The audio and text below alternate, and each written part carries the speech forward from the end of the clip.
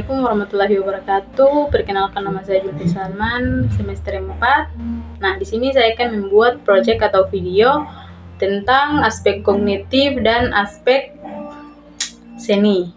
Di sini saya mengambil dua aspek atau dua materi yang kami buat, yaitu aspek kognitif dan aspek seni dan jenis-jenis permainan yang digunakan. Baik, saya akan menjelaskan tentang perkembangan kognitif anak usia dini. Nah, kognitif adalah kemampuan intelektual dan mental anak dalam memahami, mempelajari, dan menyerap informasi dari lingkungannya. Perkembangan kognitif anak usia dini memiliki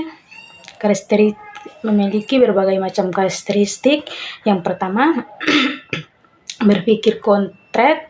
Anak usia dini umumnya berpikir berdasarkan apa yang mereka lihat, dengar, dan alami secara langsung. Mereka belum mampu berpikir abstrak. Nah, yang kedua, belajar melalui pengalaman langsung.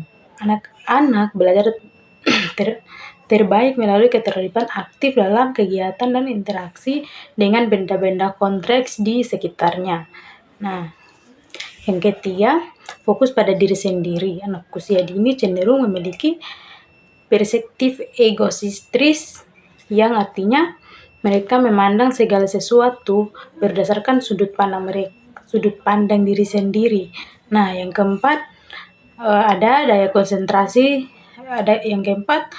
mereka mempunyai daya konsentrasi yang terbatas.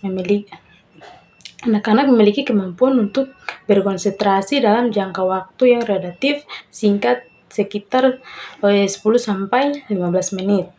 Mereka juga mempunyai rasa ingin tahu yang tinggi. Baik, di sini saya mengambil jenis permainan yang mengembangkan aspek kognitif pada anak. Nah, ini adalah gambar permainan.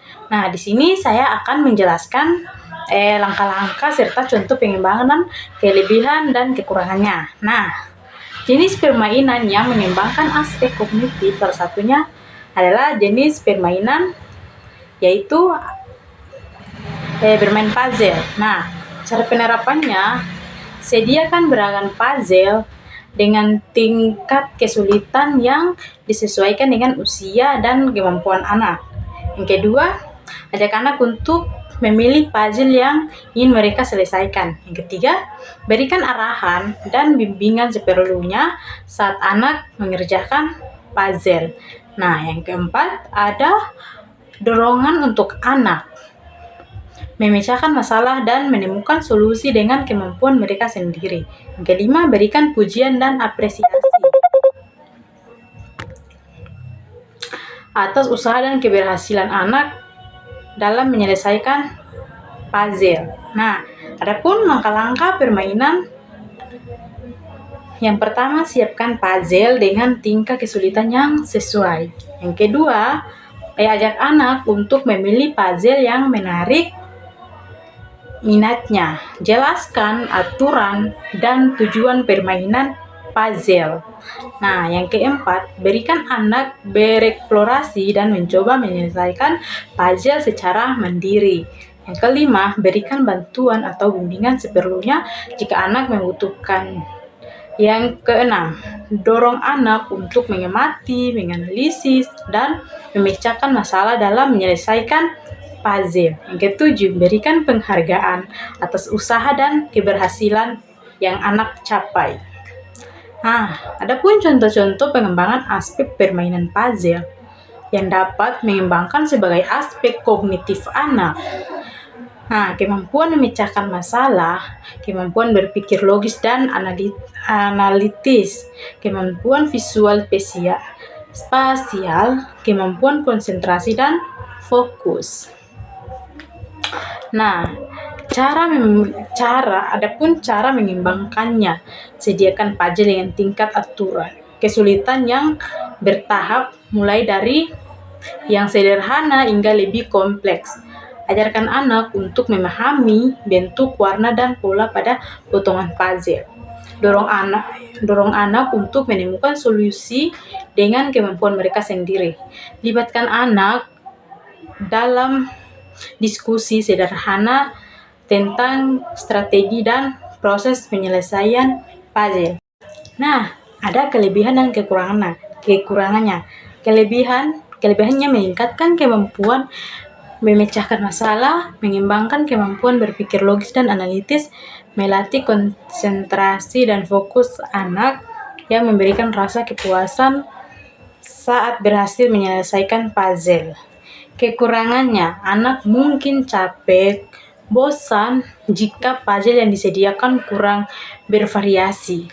Anak masih kesulitan memerlukan bimbingan dan bantuan yang lebih intensif dari guru atau orang tuanya. Dengan memahami karakteristik anak usia dini dan merancang kegiatan permainan puzzle yang menarik, guru atau orang tua dapat mengoptimalkan perkembangan aspek kognitif pada anak. Ya baik, saya akan menjelaskan tentang aspek seni untuk anak usia dini dengan mudah dipahami.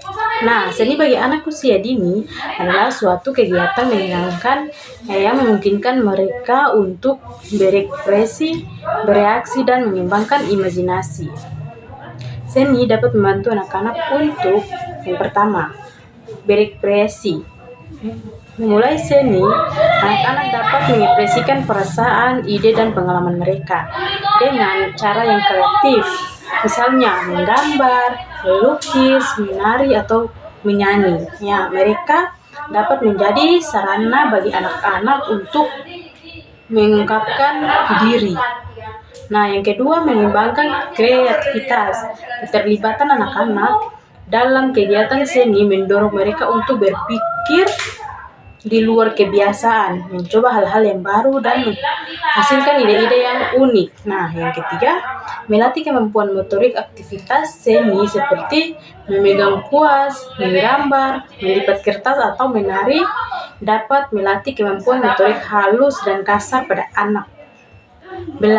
Nah, jenis permainan yang diambil pada aspek seni yaitu menggambar. Ini adalah contoh jenis permainan menggambar.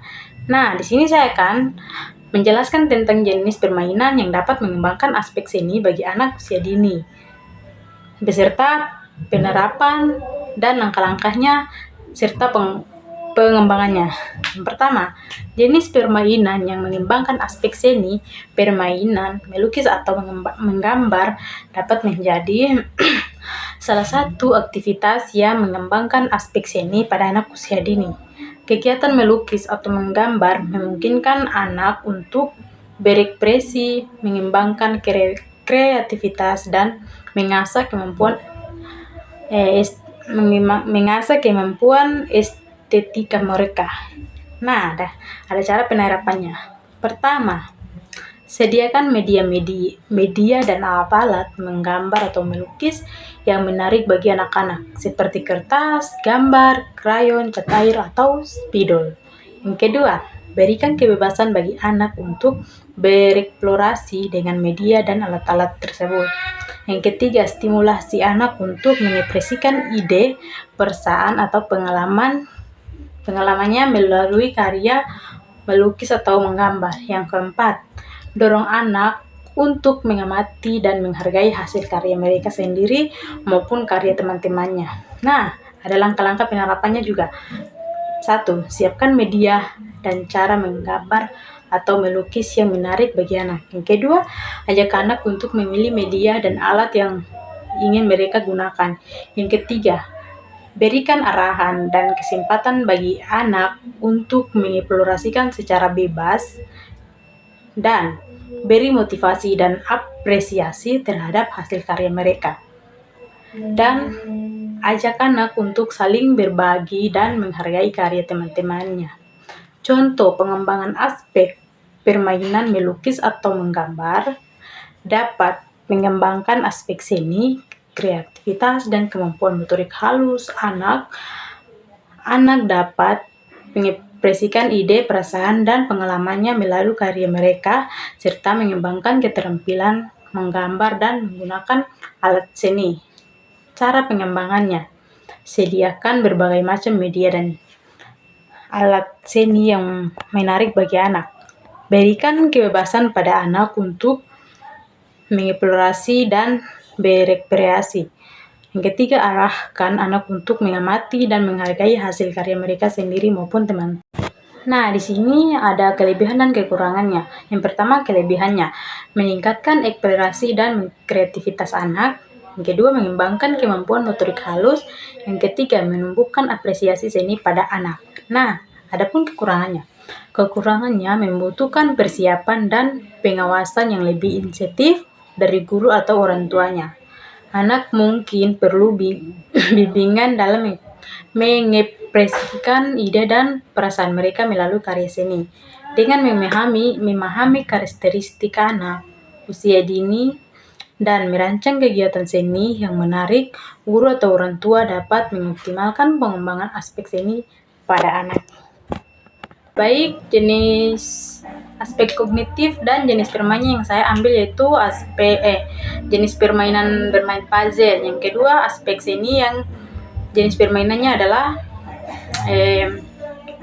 menggambar. Nah, ternyata dalam permainan menggambar juga mengembangkan aspek kognitif dan aspek seni. Nah, permainan puzzle juga mengembangkan aspek seni.